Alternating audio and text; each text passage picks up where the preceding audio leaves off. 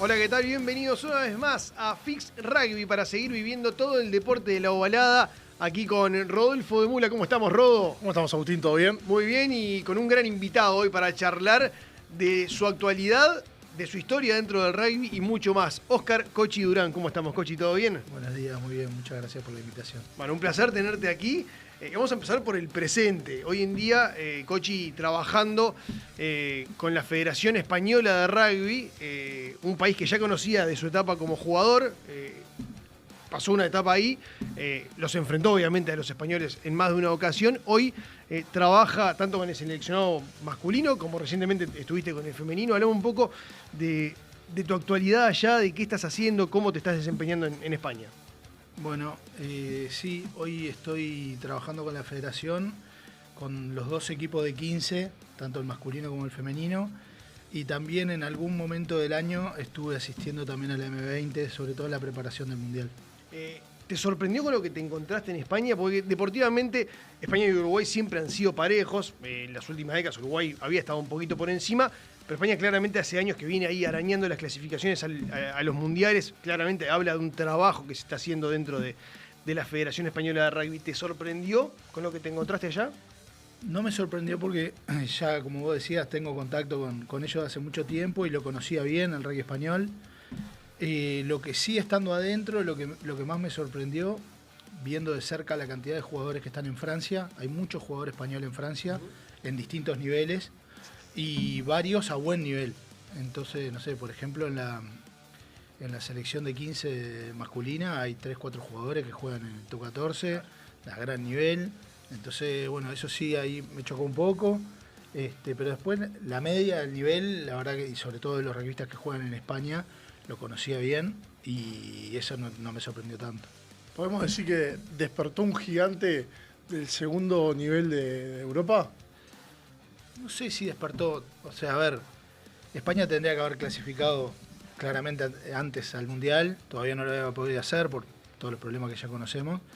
Yo creo que España tiene un potencial de rugby que hace muchos años lo viene trabajando y mejorando, tiene una cantidad de jugadores impresionante, es un país enorme.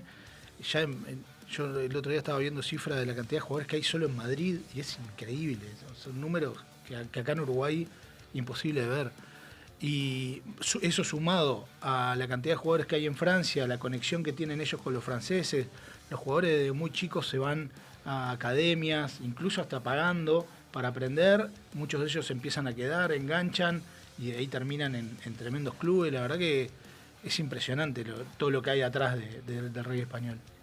Hoy estás trabajando con el Flaco Bouza. Imagino que con este problema que tuvo España, le sucedió tanto en el Mundial del 2019 como en el 2023, que obtuvo la clasificación deportivamente, pero que por problemas de elegibilidad de jugadores, temas administrativos, quedó eliminado en ambas ocasiones. ¿Ustedes, en este caso, tomaron algún recaudo con respecto a esto? Imagino que sí, y mismo la federación habrá trabajado intensamente en estos últimos años para que no le vuelva a ocurrir.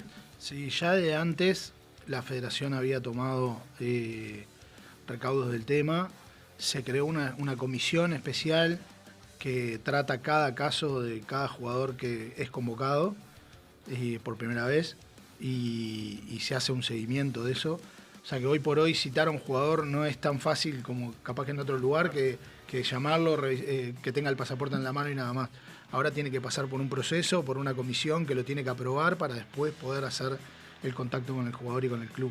Así que sí, se está tomando en serio el tema. ¿Cuánto hay de influencia de jugadores sudamericanos en España hoy? Sé que hay muchos argentinos, muchos jugadores de Argentina, sobre todo, que va ahí se nacionalizan, terminan formando parte de un sistema o más bien lo están encarando más a los jugadores españoles de nacionalidad, de nacimiento español. Los jugadores argentinos que juegan en España son jugadores que hace muchos años que están viviendo en España. No son jugadores traídos de Argentina para jugar a España. O sea que son jugadores españoles que juegan en la liga, que están, ya te diría, arraigados. Sí, hay un tema de las fichas, yo no lo tengo tan claro. Las fichas de los jugadores tienen como diferentes tipos. Hay ficha A, B, C. Y creo que a partir del C son jugadores seleccionables. A medida que van pasando los años, pasan a ser B o A. y cada equipo puede tener cierta cantidad de jugadores A, B o C, o debe tener. Y los jugadores que son seleccionables creo que son todos A o B, que son jugadores que ya tienen una cierta cantidad de años en España. Esto también ayuda un poco a aclarar cualquier situación. Que hablábamos de la selección de jugadores y el pase por el comité ese de selección para simplificar cualquier problema que pueda haber de nacionalidad y de elegibilidad. ¿Cómo es el nivel del rugby español a nivel de clubes? Hablaba de muchos jugadores españoles que están militando en Francia, que han ido a jugar ahí, muchos a gran nivel. Pero ¿cómo es el nivel de la liga doméstica en comparación, por ejemplo, con Uruguay? Bueno, creo que la gran diferencia está en sobre todo los equipos 3, 2 y 1, que son los más fuertes, los primeros 4 capaz, que son equipos que invierten, que tienen un régimen profesional, y traen jugadores de afuera, entrenan, descansan a nivel profesional. Después creo que a medida que va bajando en la tabla, normalmente son los mismos equipos que ya tienen un mix entre algunos jugadores profesionales y otros amateur, y después por ahí los 3, 4 de abajo, que son equipos totalmente amateur, que entrenan por la noche y que por ahí, para salvar el año, traen algún jugador de afuera para levantarles un poquito el nivel. Creo que esa es la diferencia más grande con el rugby uruguayo, que es que los equipos fuertes son verdaderamente profesionales y la venida de jugadores del exterior. Hablabas recién y te tocó estar, porque obviamente hoy con las redes todo se sigue mucho más sencillo, ¿no?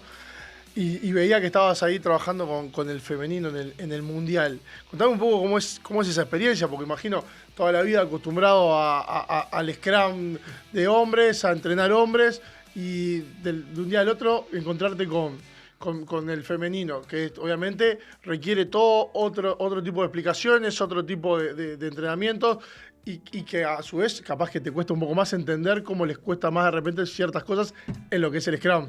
Sí, la verdad que fue primero una gran experiencia la del Mundial. Yo con las chicas ya venía trabajando desde principio de año. No fue solo esta etapa del Mundial, sino que en marzo ya estuvieron en el Europeo y unos partidos amistosos que yo estuve trabajando con ellas también. Y la verdad que el Scrum es el Scrum para cualquiera. Y las chicas tienen algo que está muy bueno y lo diferencia mucho de los varones, y es que ellas necesitan saber el porqué de todo. Vos al varón le decís ponete así, se pone así, chau, no pregunta mucho. Las chicas te preguntan, che, ¿y por qué así? Y no como estaba antes. Mirá. Entonces todo tiene que tener una justificación, todo tiene que tener un porqué, porque si no, no te lo compran. Y la verdad que fue lo que más me sorprendió. Y te desafió, ¿no? Y sí, porque te hace pensar, ¿viste? A lo mejor vos estás acostumbrado a ciertas cosas, decir, bueno, este pie ponelo acá, y no estás acostumbrado a recibir una repregunta, ¿viste? Che, ¿y por qué acá? No, bueno, mirá, a mí me parece que acá, porque te vas a abrir un poquito más la cadera, te vas a sentir más cómoda. Entonces te hace pensar un poquito más. La verdad que estuvo bueno, fue una gran experiencia. Y el Mundial en sí, te ha tocado vivir mundiales como jugador, como entrenador. ¿Cómo fue la experiencia de un Mundial femenino? ¿Qué tan diferente es a uno de rugby masculino? La verdad que muy poco. O sea, el evento mundial es muy parecido al evento de los hombres. Todo lo que hay alrededor de los equipos, la movida, los estadios, la seguridad, los hoteles, los traslados, todo es muy parecido. Y a nivel de convocatoria fue impresionante, Fue ¿no? impresionante, sí. Algo que estuvo bueno es que los estadios estaban acorde a los partidos, entonces siempre había gente, estaba bueno de ver, porque incluso para los jugadores estaba bueno de que iban a jugar un partido contra Nueva Zelanda, por supuesto estaba lleno de gente, había casi 20.000 personas. Y después, nada, con respecto a la organización, te diría que a la par del Mundial masculino, a la par. ¿Cómo es un día tuyo en el sentido de vos dejás de jugar, ¿no? Y del día a la noche te encontrás siendo parte de un staff en la selección, estando con el Scrum y seguir evolucionando, y hoy estás trabajando en España. ¿Cómo es ese laburo de perfeccionarte, de seguir mejorando y haciendo que lo que haces funcione, ¿no? Porque no hay una escuela y no es que aprieta un botón y un tutorial que te dice se hace así, aprieta el rojo y sale. Bueno, gran pregunta. Yo desde que me retiro como jugador, hablando con Pablo Lemoine durante el Mundial, Pablo ya me mencionaba que a él le gustaría que yo quedara enganchado de alguna forma como entrenador. Y bueno, a partir de ahí ya me empecé a hacer la cabeza y me empecé a preparar. Obviamente que siempre me encantó y fue mi fuerte como jugador. Y a partir de ahí me empecé a preparar y nunca paré de prepararme. La verdad es que todo el tiempo estoy intentando de investigar y de buscarme información. He logrado tener la suerte de poder quedarme, no sé, fui a Münster, por ejemplo, a estar una semana ahí. Estuve en Castres, estuve en Stade Francés. He ido a muchos clubes en Europa a intentar de formarme. He tenido conexión con los mejores entrenadores del mundo. Capaz que de rostro nomás, de ir, no sé, una vuelta. Estaba preocupado por formarme un poquito más y estaba hablando con un coach y me dice, ¿quién es el mejor del mundo? Y digo, mira, hoy por hoy es Mike Cron, el entrenador de Scrum de Nueva Zelanda. ¿Por qué no lo llamas? No, estás loco, ¿cómo lo voy a llamar? ¿Qué tenés el número de él? No. ¿El mail? Y le digo, sí, lo tengo porque una vez en una cadena, no sé qué, mándale un mail. Y agarré y le mandé un mail y le dije, che, me gustaría tener un Zoom contigo, no sé qué. Sí, claro, me dijo el loco. La semana que viene, ¿qué te parece? Entre tal hora y tal hora. Fenomenal, le dije, cuando vos quieras. Yo me levanto a las 4 de la mañana igual.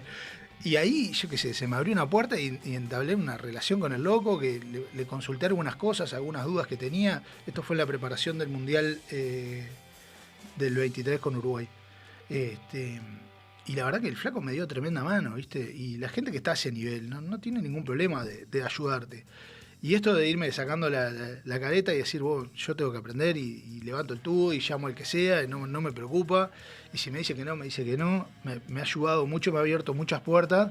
Y nada, ese es un poco el camino de investigación y de tratar de seguir creciendo en lo mío día a día. Lo sigo haciendo hasta hoy. ¿Cómo se prepara una Copa del Mundo? Porque ahora entran también en esa etapa con la selección masculina de España. Es un proceso largo, obviamente, son 2 años de preparación. Uruguay va a tener un proceso similar. ¿Cómo se prepara un mundial con 2 años de anticipación? Bueno, España empezó con un trabajo nuevo, entre comillas, que es la contratación de jugadores locales para una franquicia, algo que ya se venía haciendo en forma de desarrollo. Ahora pasó a ser de alto rendimiento, un poco como lo es Peñarol acá en Uruguay. Bueno, la idea es ir más o menos por el mismo camino, así que eso ya empieza a ser parte de la preparación. ¿Dónde van a competir? El torneo se llama la Super Cup. Es un torneo que juega una franquicia de Portugal, Rumania, Alemania, Bélgica. Estaba la de Georgia, no sé si sigue compitiendo o no, pero todos los países del europeo B, digamos, tienen su franquicia. Había un equipo de Israel que tenía un montón de jugadores sudafricanos. Y bueno, esa liga que era de desarrollo pasa a ser ahora alto rendimiento, y la idea es que justamente los equipos que han clasificado al Mundial la usen como plataforma de preparación de sus equipos nacionales. Está buenísimo. Bien. Vayámonos un poco más a tu etapa de jugador. Mundial 2015. Sensaciones. Real. La verdad que fue espectacular. No imagino mejor final a mi carrera que es. Tuve la suerte de que puedan ir mi familia, fueron mis padres, mi mujer, en ese momento mi hija que tenía 2 años, y la verdad que fue un sueño. Muy emocionante.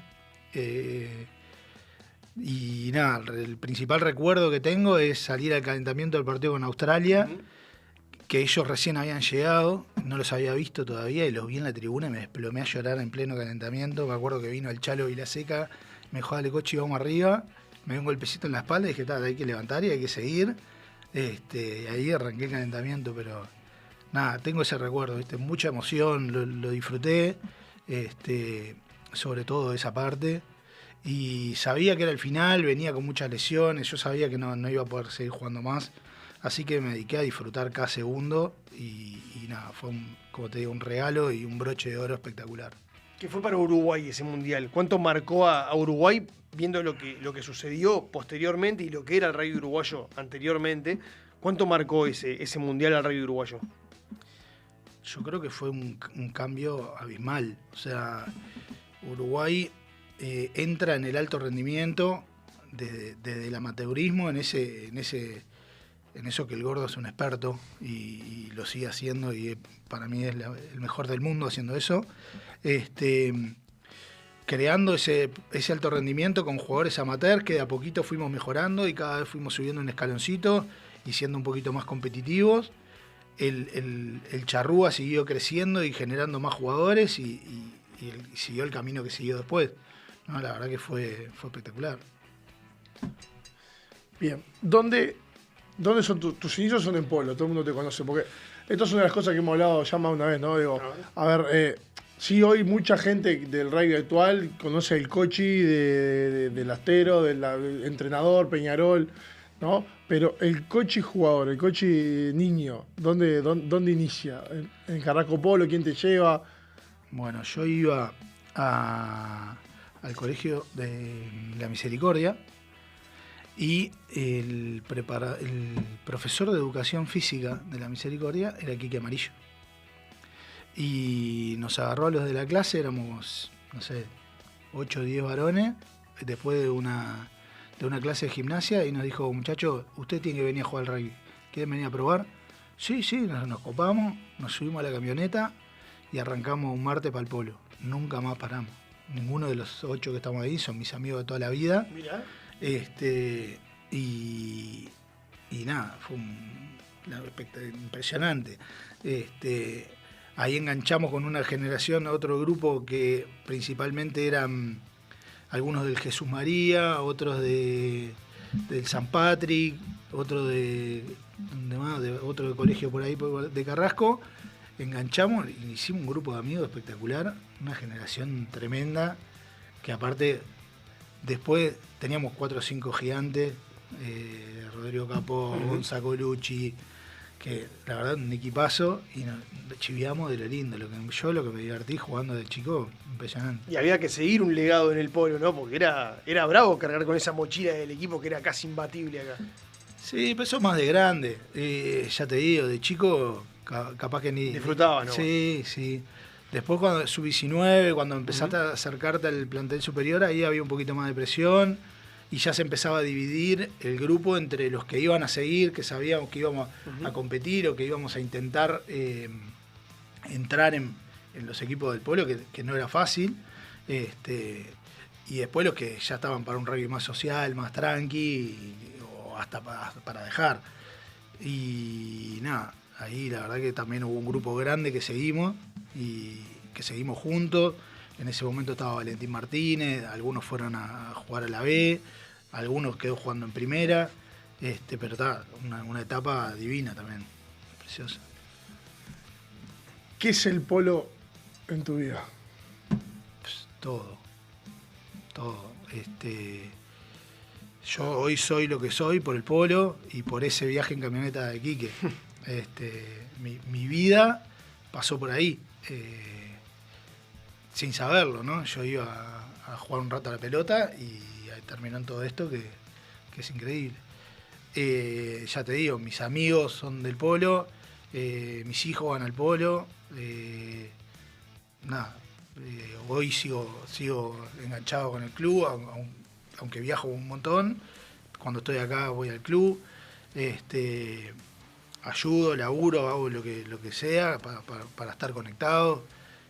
No sé, me quedo a cenar los jueves, trato de participar en todo lo que pueda. Y nada, es mi vida, 100%. Cochi, me acuerdo mucho en la etapa del Mundial 2015, en la preparación, pero sobre todo en la Copa del Mundo, que se hablaba mucho de la condición del equipo, entre comillas, profesional de Uruguay, y que se bromeó mucho en aquel entonces con el que sí eran todos profesionales, porque todos, digamos, en su país tenían su profesión. A vos en aquella etapa tenías tu trabajo particular, además de jugar al rugby. ¿Cómo fue también eso, largar la vida del laburo normal para empezar a dedicarte exclusivamente al rugby? Si te costó hacer ese clic, si lo hiciste convencido. Bueno, sí, yo cuando yo laburaba en el cambio. Exacto. En un cambio ahí en 26 de marzo. La famosa imagen de la película, y ¿no? Luis Bajando la Alberto. escalera. Exacto. Exactamente, bajando ahí a la Recuerdo- tesorería. y me acuerdo de una foto en redes sociales de Cochi vestido también de camisa y corbata con un vendaje en la frente. Acá está el profesionalismo. No, era tremendo. Fíjate que eso fue mi última etapa como jugador y el principio como entrenador. Me agarró ese laburo. Y nada, me iba al Charrúa de mañana temprano, no sé, 6:30 de la mañana, metía hasta las 9:30 y me iba en el auto como pedo al laburo. Choqué un par de veces y en un momento el Mono Meneses me dice, Cochi, esto no puede seguir así, me dice, vos te vas a volver loco, estás yendo como loco al trabajo, volviendo, estás con la cabeza en 2000 cosas. Me dice, vamos a intentar de que la Unión te dé un apoyo más y que puedas dedicarte 100% a eso. Y fui a casa y le dije a mi Jaro, le digo, che, pasa esto. Y obviamente que la plata no era lo mismo, y me dijo, yo no quiero que vos vengas dentro de unos años y me digas, ¿por qué no hice esto? Esto es lo que a vos te encanta, lo que a vos te gusta, dale para adelante, después la plata arreglaremos y veremos cómo solucionamos. Así que me dije, Pero tuviste miedo, digamos, de decir, si no funciona lo del rugby y me tengo que bajar, dejé mi otro laburo. ¿Tuviste miedo de tomar esa decisión o no te pasó? No, cuando mi mujer me apoyó, fui a fondo. Dije, esto por acá y esto es lo que yo amo, esta es mi pasión y yo le voy a dar para adelante y le pisé el acelerador a fondo. ¿Qué película es esa, la de Teros Sueño Mundial? Y es Esa un poco lo que hemos hablado más una vez, ¿no? Acá la importancia del apoyo de esa figura de compañera de vida, ¿no? Lo hablamos con algunos jugadores, que te da eso, entienden la mentalidad del rugbyista, que no es la misma que la del jugador de fútbol, totalmente diferente. No, porque el jugador de fútbol va, juega y se va, pero el rugbyista lo vive todo el día. Acá estamos viendo, a ver, imágenes de aquel documental de Teros Sueño Mundial. Tremendo. Y la imagen icónica de Cochi, a ver. El hombre oficina. Tremendo. Impresionante. Tremendo. ¿Qué te iba a decir? Estaba Rojo también ahí, opa. ¿Cómo es? Estamos iguales, Rolo. Estamos iguales, sí, por suerte. Qué bárbaro. Con un poco más de kilo, pero iguales. Sí. De cara iguales. Qué maravilla. Escuchá, sí, eso que decías es todo. fundamental. Todo. Yo siempre lo digo, yo me saqué el 5 de oro con la mujer que tengo. Siempre me apoyó en todo. Me pasó cuando me salió lo de Miami Sharks, que era una propuesta para ir solo, porque la franquicia era nueva y las condiciones no estaban dadas para mover familias, y era todo nuevo. Y de vuelta lo mismo, ¿viste? Me dijo, vos no te podés perder esta oportunidad, vos te dedicás a esto, y esto para vos es un salto, y lo tenés que aprovechar, porque después no sabés si te va a volver a pasar. Y fue la que terminó tomando la decisión por mí. O sea, obviamente que yo me moría de ganas, pero sin el apoyo de ella nunca hubiese ido. No ibas a dejar tus cosas sin la aprobación de ella. Y aparte fue duro. O sea, Claro. fueron 6 meses lejos de la familia, que la verdad fue exigente emocionalmente, ¿viste? Tuve la suerte de que puedan ir y aprovechamos y fuimos unos días a Disney, y los chiquilines no se lo olvidan nunca más. Y la verdad que económicamente tampoco era una locura, pero yo prefería hacer eso y que ellos disfruten conmigo, aunque sea eso, y decir, bueno, esta etapa la cierro acá y la disfrutamos todos, y la verdad que terminó saliendo genial. Y ahí viene el pie al siguiente tema. ¿Qué te dio la experiencia de Estados Unidos? ¿Cómo fue el rugby ese de Estados Unidos? Pues aprendí muchísimo. Yo me acuerdo unas palabras de Pablo Bouza, antes de irme, Pablo me dice, te va a pasar un poco lo que me pasa a mí cuando estoy en Uruguay. Me dice, estás solo y estás 100% para el rugby. Entonces, es como que acelerás en aprendizaje, en conocimiento, y la verdad que fue así. Estuve 6 meses pura y exclusivamente para trabajar, y con gente de nivel. Cochi Pericena, que es un fuera de serie, me ayudó muchísimo. Aprendí mucho de él, de su forma de trabajar, la calidad de jugadores que había. La verdad que fue el manejar un grupo nuevo, el crear un grupo nuevo, la franquicia nueva, fue la verdad que un puro aprendizaje, y le agradezco porque fue tremendo. ¿Con qué te encontraste en Estados Unidos en cuanto al nivel de juego? Recién hablabas muy bien de lo que fue la experiencia dentro de la franquicia. Y si te sorprendió el desenlace final que tuvo, que, bueno, lamentablemente para el rugby en sí, ni que hablar para Estados Unidos, para los jugadores sudamericanos que habían, duró poco. Pero ¿qué te dejó el rugby de Estados Unidos? Como si está buena la liga, si tiene cosas para corregir, mejorar. Yo la impresión de que me llevé es que el rugby es muy duro, físicamente. Capaz que técnica y tácticamente es mejor en otros lados, pero de partido a partido me fui dando cuenta de que los americanos son gigantes y muy fuertes. Los jugadores que vienen de afuera generalmente son jugadores de tamaño y peso. Entonces el rugby se hace duro, pero duro. El scrum es durísimo. Los contactos son duros. Capaz que después, como te digo, estratégicamente después hay un equipo que saca diferencia porque es un poco mejor que otro. Pero físicamente me pareció durísimo. Y bueno, los jugadores que fueron a jugar sintieron eso también. Viste que capaz que técnicamente estaban a nivel o estaban incluso hasta un poquito sobrados a veces, pero físicamente todos los fines de semana ese tipo de partido era jodido. Y después con respecto a la franquicia, sí, la verdad que es una lástima, pero es muy caro el rugby ahí, ¿viste? Son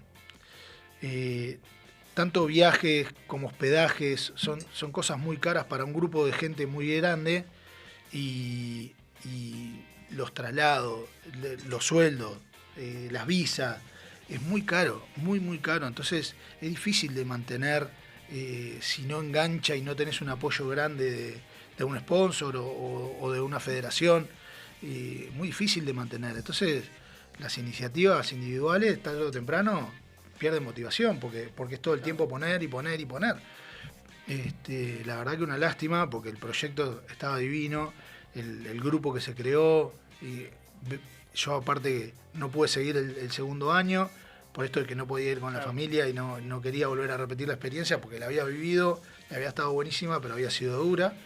Y vi que el equipo siguió igual, viste, con la misma, se había hecho una familia, estaba muy bueno. Pero está, eso, muy caro, muy difícil de mantener y terminó como terminó. ¿Estuviste con Messi? Estuve cerquita de Messi, pero no me animé a saludarlo. Y me pasó lo mismo con Suárez. Me lo crucé, los dos con el mate así, lo miré, dije, ¿le digo algo? No le digo nada. Venía con los nenes a llevarlos a la escuelita. Nosotros entrenábamos.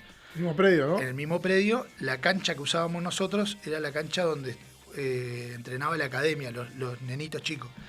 Y yo me estaba yendo un día a las 5 de la tarde y entraba Suárez con el hijo. Y ahí nos cruzamos y dije, lo saludo, no. Estaba muerto, fundido, dije, ¿qué le voy a romper la bola? Y me fui. Bien. Ese fue mi contacto con él.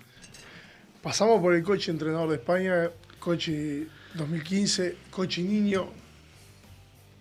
Hablame de la carrera tuya, porque volvemos a lo mismo que decía hoy. La gente no conoce, porque en esa época las redes no casi que eran nulas si no existían, pero hay una carrera tuya en el rugby, que no fue en Uruguay. No. Bueno, yo me fui en el 2001 por primera vez a Francia, a un equipo de tercera división. Hago la segunda parte de la temporada, me voy en diciembre, hago la segunda parte de la temporada, nos va muy bien y el equipo me quiere renovar el contrato, pero yo no tenía pasaporte europeo y me dice, imposible, si no conseguís ese pasaporte no podemos renovarte. Entonces ahí me cayó la ficha y dije, yo tengo que sacar un pasaporte europeo por algún lado.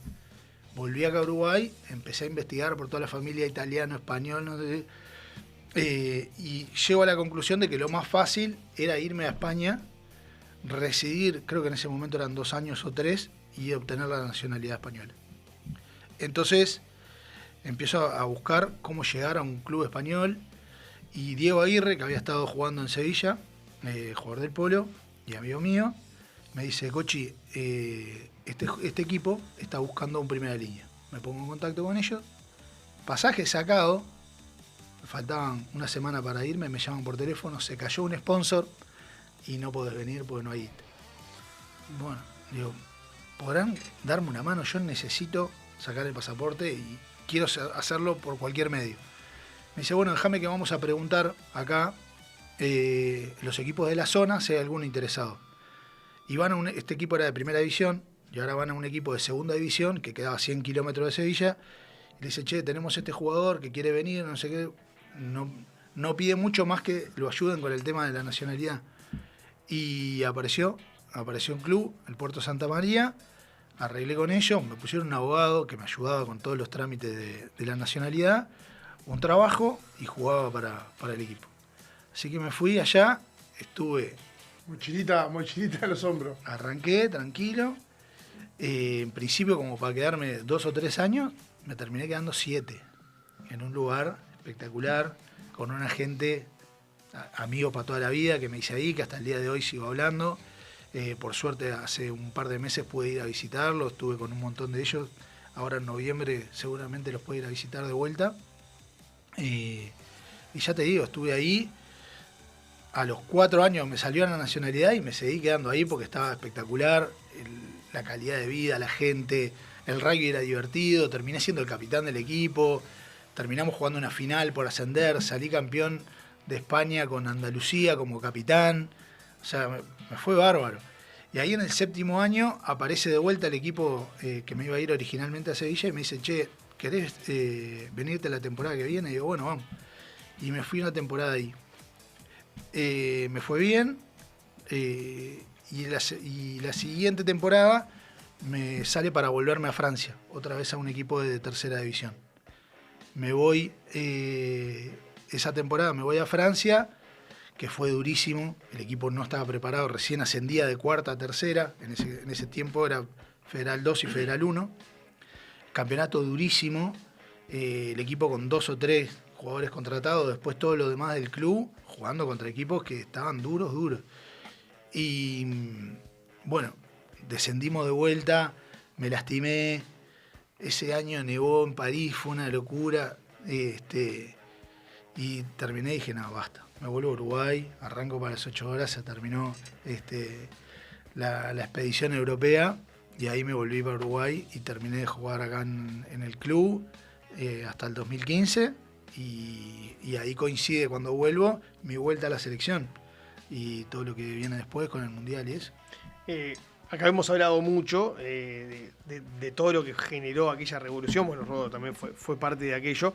De Pablo Lemoine. Y vos recién lo catalogabas como en lo suyo, seguramente el mejor, sino uno de los mejores del mundo.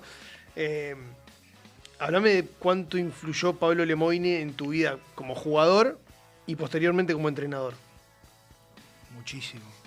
O sea, Pablo era una referencia cuando yo jugaba, él era el 3 de Uruguay. Exacto. Entonces ya de por sí era una referencia. Antes de esto, yo ya lo conocía a Pablo. En un año más chico que yo era Hernán Ponte, que jugaba en el polo.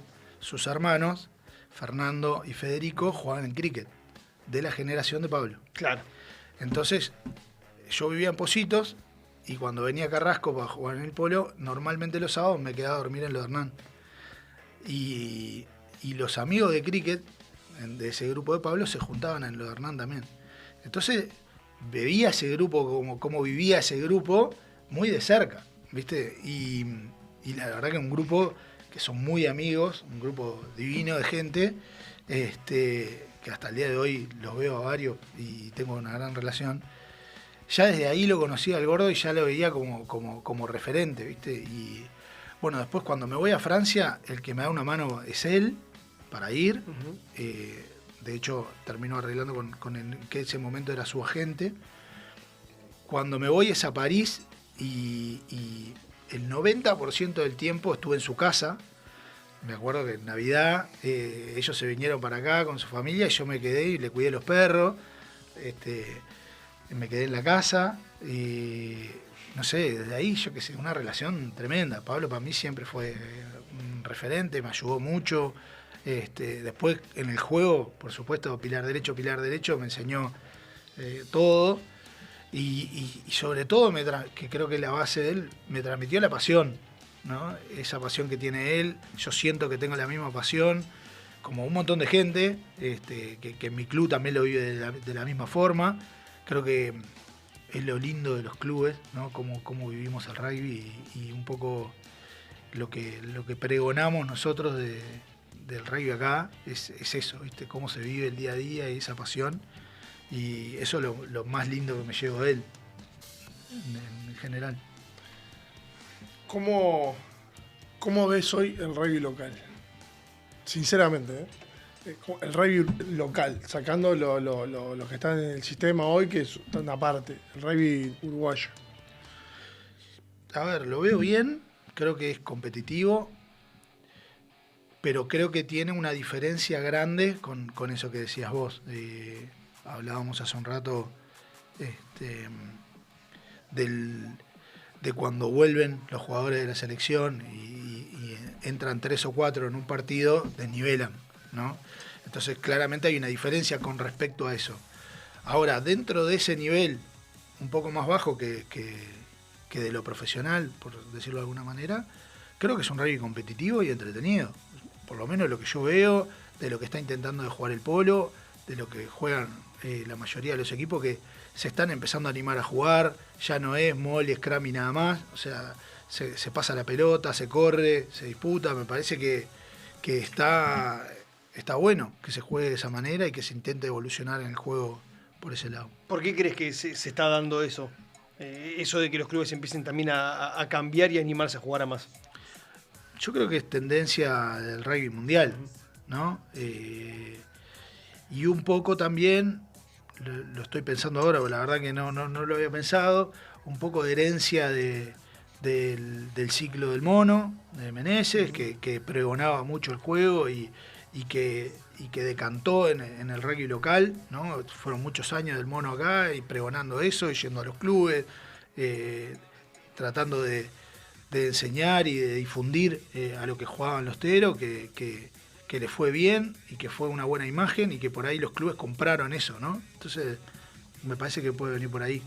Por contrapartida a todo eso, el gran canal detrás de Peñarol de la Superliga es el Line y el Mol, ¿no? Digo, Total. Como, más allá de que los equipos cada vez intentan jugar más al rugby, las bases de este deporte, que es el Line, el Mol y el Scrum, siguen marcando la tendencia. No, eso no cambia. Y no va a cambiar nunca. El rugby es así. Vos podés hacer 200 espaldas, 300 cruces, que si tenés un buen line y un mall, chao. Totalmente. Scrum. Totalmente. Y algo que hablamos siempre, que vos te tenés que ganar el derecho de jugar la pelota, ¿no? O sea, vos podés jugar, si jugás para el costado, terminás el pase para atrás. Entonces hay que ganarse el derecho de poder jugar la pelota. Y eso es yendo para adelante. Y eso es con el scrum, y eso es con el mall, y eso es el 1 contra 1. Entonces, si no hay juego para adelante, no puede haber juego para el costado. Así que yo creo que los pilares del juego no se van a perder nunca. Y son esos que decís vos.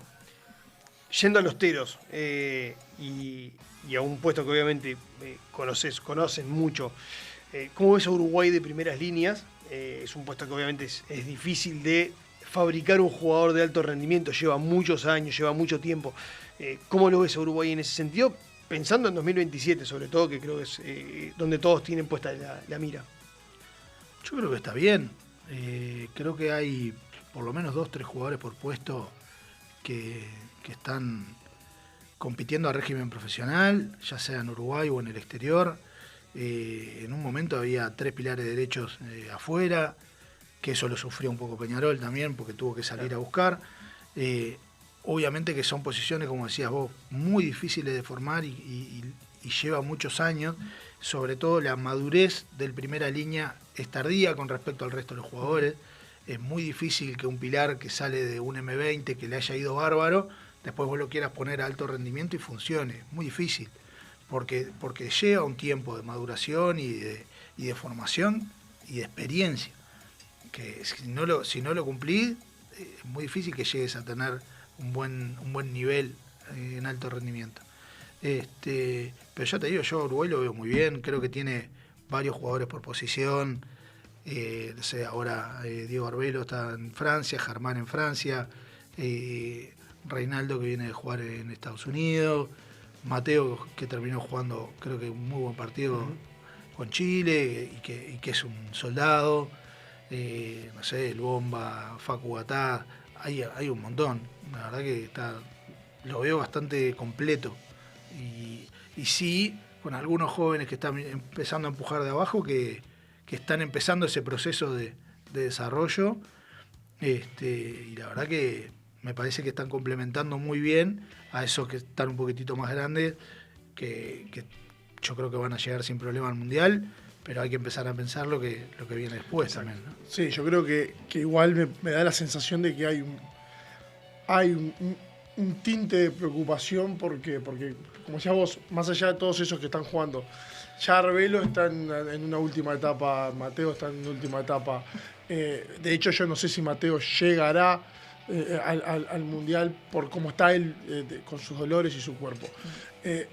Creo que vos mirás rugby local y no detectás primeras líneas que sean proyectables. Yo no sé si Uruguay no lo va a sufrir en un momento eso. Ya veremos ahora con la 20, y ahí engancho la pregunta. ¿Qué opinás vos de que el M20 Uruguay participe del Mundial A? ¿Cuánto crees vos, que fuiste entrenador y que sos entrenador, cuánto le aporta a Uruguay el Mundial A M20? ¿O cuánto lo va a padecer y a realmente no poder sacarle fruto? Bueno, yo creo que va a ser importantísimo, porque obviamente que te exige una preparación superior a la que venías teniendo, y una planificación de mayor cantidad de tiempo y de anticiparse. Creo que en eso se está trabajando y se está trabajando bien. Y me parece que eso puede achicar un poco, o sea, esa buena preparación y alargada en el tiempo ayuda a que, en el caso de las primeras líneas, lleguen con una mejor base a lo siguiente, ¿no? Y puedan salir mejor preparados, capaz que para insertarse en una franquicia y a futuro en los teros. Me parece que es achicar un poco la distancia grande que había entre el jugador amateur y el primera línea que va a jugar en los teros. Que sí, obviamente que es un camino largo, pero que si vos te preparás mucho y bien al principio, acortás la llegada, ¿no? Así que bueno, espero que podamos llegar con bastantes jugadores bien preparados. Pero no exige eso también captar o por lo menos introducir a los jugadores en el alto rendimiento a edades más tempranas, pensando obviamente que no tanto en pensar en el producto final, que es que lleguen los jugadores ateros, sino en lo inmediato, que es medirse al nivel que se van a ir a medir. Porque ya es un nivel que da un salto de calidad muy grande, desde lo técnico ni que hablar, pero sobre todo desde lo físico. Se van a ir a enfrentar a equipos que son durísimos de verdad. Sí, a mí me pasó en la preparación con España del M20, que claro, comentaba que había asistido a la preparación del Mundial, que el nivel que jugaban es duro en serio. Y bueno, me imagino que en esta preparación falta, no sé, casi 8 o 10 meses para que se juegue ese campeonato. Se le va a dar la competencia a esos jugadores para que lleguen lo mejor posible. Obviamente que el salto, cuanto más duro va a ser la competencia, el salto va a ser más grande. Ahora, lo ideal sería que esos jugadores cuanto antes puedan tener la mejor competencia, sea en la franquicia, sea en la primera división de los clubes. Lo que pasa es que muchas veces esos jugadores todavía no están preparados para eso. Entonces, ¿por dónde empiezan? ¿Van a competir a Peñarol sin estar preparados o hacen un proceso físico como para prepararse? No es fácil. No, es que muchas veces pasa de que esos pilares no son titulares en los clubes, son suplentes. Los clubes son jugadores de intermedia muchas veces.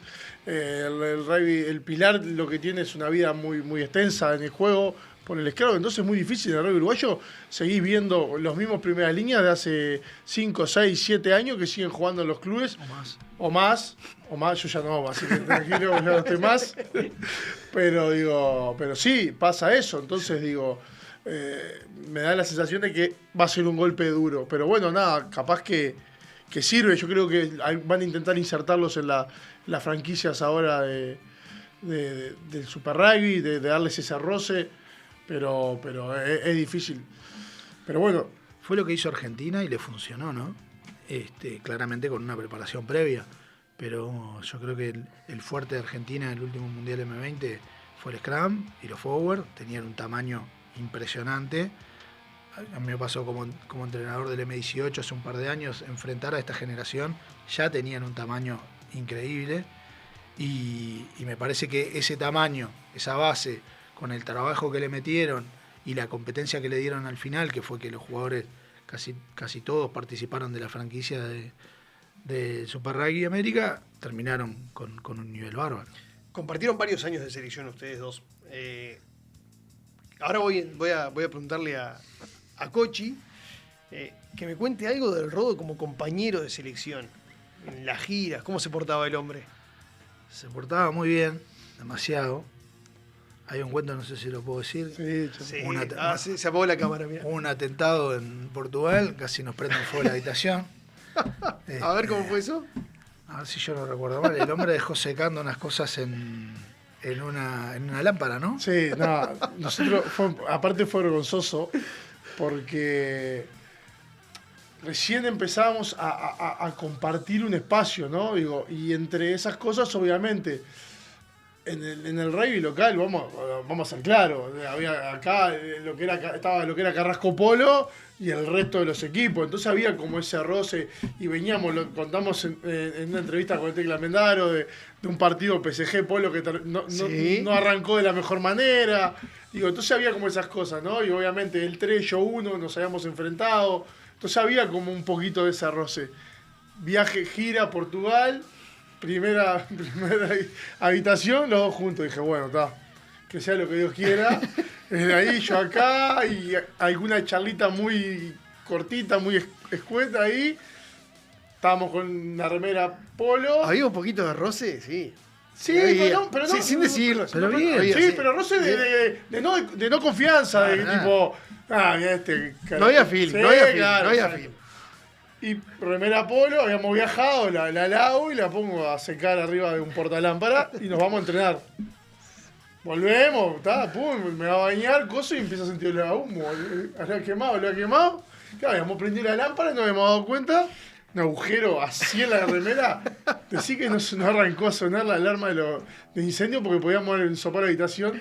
No sabía cómo pedirle disculpas, ¿me entendés? Digo, tremendo. La rematé. No, fue tremendo eso. Pero no recuerdo otras, ¿eh? Creo que fue la... No, y después compartimos mucho mate y nada. La verdad que, obviamente, con el recorrer del tiempo te vas dando cuenta que dentro del cascarón de un 3, del polo, duro, ¿me entendés? Retacón, había un crack, ¿me entendés? Tremenda persona, un loco muy sensible. Nada, y sí, tuvimos muy buenos años, muy buena relación, que nos encontró jugando incluso el partido, hoy hablábamos un poco antes, el partido de Chile, que es eliminatorio para el Mundial en el Charrúa, en el 2013, nos encuentra jugando los dos de arranque, digo, nada, la verdad que muy buena relación y siempre que le pregunté algo sobre el rugby me contestó, y es más, algo que hablaba lo del mail, no le voy a mandar un mail, pero obviamente que ahora que yo estoy empezando a tener una función en el club, del Scrum del club, obviamente que lo voy a invitar a que me enseñe algo. Me encantó. Cochi, ¿algún viaje que diga a nivel de selección? Incluso hay muchos, es más normal, pero en selección, quizás para aquellos que no están tan metidos en el mundo del rugby, se acostumbra mucho también a meter no solamente viajes en avión a las giras, hay mucho viaje en bondi largo, pesado. Uno que digas, ¿qué hago acá? Me quiero bajar. ¿Tenés alguno? Tengo varios. Tengo 2 recuerdos de esto. Uno, yendo con el polo creo que íbamos a Santiago del Estero. No, íbamos a Tucumán. Santiago del Estero es el otro cuento. Bondi. Que llegó un momento, íbamos por la ruta y el bondi no doblaba nunca. Era un embole. Era una recta eterna. Al punto de que cada vez que había una pequeña curva, el bondi aplaudía. Fue espectacular. Ese es uno, los aplausos en las curvas. Y el otro, creo que era un M18, que fuimos a Santiago del Estero. Un calor impresionante. Y a mitad de viaje se nos rompe el aire acondicionado. No sabes lo que fue eso. Camino a Tucumán, Santiago del Estero, por ahí, 40 grados, pleno día, el sol pegándole al bondi de 2 pisos. Abajo, donde estábamos los entrenadores y el staff, más o menos se podía vivir, porque no daba tanto el sol. Arriba no sabés lo que era una cárcel. Subimos un par de veces, teníamos la comida abajo, ¿viste? Para darle a los chiquilines, no sabés lo que era, se morían. Ya no, tenían unas rendijitas abiertas de la ventana, pobre. Lo que sufrieron, ese fue tremendo viaje. Y el otro día hablábamos con el Tecla de cómo lográs llegarle a las nuevas generaciones, ¿no? A la generación, digamos, de los millennials, que hoy están más acostumbrados a tener todo a la mano, que a vos te tocó vivir la etapa de country de los teros. ¿No? Que obviamente la vimos juntos por momentos, pero de ir y el chaleco que habías dejado al costado de la cancha, al otro día estaba duro y petrificado al costado de la cancha.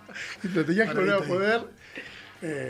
Nada, ¿cómo le llegás hoy a las nuevas generaciones? ¿Cómo haces que...? Porque imagino que a veces te debe volver todo eso y si vos, yo hacía todo este sacrificio, todo esto, no tenía nada, nadie me daba nada a la mano y hoy que tenés todo, de repente te aflojan o no voy porque es el cumpleaños de mi novia. Digo, ¿cómo haces para llevar esos dos mundos y que se chocan adentro tuyo, ¿no? Porque imagino que por adentro... Sí, no es fácil. El mundo ha cambiado mucho. Creo que principalmente la tecnología ha hecho que hoy por hoy los chiquilines estén con la cabeza en otra cosa y no tanto en el deporte como en ese momento estábamos nosotros. Me pasa con mis hijos, es una lucha constante y nada, que yo lo que intento de pregonar es que hay que seducirlos a los chiquilines a que intenten de disfrutarlo como lo disfrutábamos nosotros, ¿no? De ese sufrimiento, entre comillas, que al final terminaba en satisfacción. Entonces, creo que hoy la apuesta, por lo menos lo que yo intento de pregonar en el club y que me parece que está bueno, es decir, che, es por acá. Y intentar de seducir a los chiquilines para que sigan ese mismo camino sabiendo que tienen una oferta impresionante de cosas, ¿viste? Y que hoy viajan, todos viajan todo el tiempo, entonces lo que decía vos, me voy porque tengo tal cosa y es difícil, el sentido de compromiso es totalmente distinto, entonces hay que tratar de adaptarse y que el protagonista siempre es el jugador, entonces no es... A mí me parece que si vos te parás de tu lado y decir esto era como yo lo viví y tiene que seguir siendo así, vas a terminar solo. Entonces, hoy la sociedad cambió, el mundo cambió, entonces hay que intentar de arrimarse más a eso y de ver cómo podemos hacer para convencer a los chiquilines de que sigan jugando, de que se diviertan, porque al final el juego los termina divirtiendo y la pasan bien, y me pasa con mi hijo, viste que a veces dice, no quiero ir, me quiero quedar jugando a la Play. ¿Estás seguro? Vamos hasta ahí y después vemos. Y entonces va y toca la pelota y ya cambia todo, ya no se quiere más. Entonces me parece que por ese lado. Cochi, te hago la última. Se viene el Mundial en el 2027, cambio de formato, 24 equipos. ¿Te gusta la nueva Copa del Mundo? ¿La ves con mejores expectativas que lo que había hasta ahora? Y vamos a ver. La verdad que... ¿No te convence demasiado? No, me convence, creo que va a estar bueno. Pero lo pienso por el lado de que ya había algunas diferencias con menos equipos, ahora que va a haber más equipos, las diferencias van a ser mayores. Y hay que ver cómo se prepara el Hong Kong de turno, cómo le va a España, esos equipos que van a hacer sus primeros pasos en el Mundial o vuelta al Mundial después de muchos años, cómo les va. Porque ha sido muchos años sin competir contra ese equipo de Tier 1 o los 5 o 6 mejores equipos del mundo. Pero agrandar la torta también no significa una posibilidad de que la torta sea más grande a futuro también a nivel de sponsoreos, televisaciones, digamos, que todo tenga un valor superior y que eso se pueda repartir de otra manera. Y yo me imagino que va por ahí, ojalá que sí, pero yo lo veo desde el punto de vista del juego deportivo, y la competencia, va a ser duro, porque al final los que terminan compitiendo por el Mundial siempre son los mismos. Van a ser los mismos, sí. Entonces, nada, me parece que el 100-0 no es atractivo para nadie, ¿no? Entonces me parece que no está bueno eso.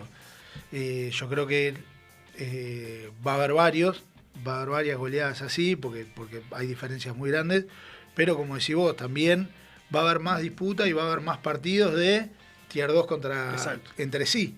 porque antes no había, o normalmente tenías un partido de esos. Ahora capaz que tenés 2 o 3. Entonces esos equipos empiezan a competir entre ellos también. Está bueno eso. Está buenísimo. Cochi, te queremos agradecer muchísimo por el tiempo. Ha sido un enorme placer y te deseamos lo mejor realmente para lo que venga por delante. Bueno, muchas gracias a ustedes. La verdad que divina charla, precioso recorrido por la vida, emocionante también por momentos, así que les agradezco mucho a los dos. Bien, Suerte en lo que viene en la gira esta de noviembre. Muchísimas gracias. Gracias a ti, Rodo. No, gracias a vos. Y gracias a ustedes por acompañarnos. Nos vemos la próxima. Chau, chau.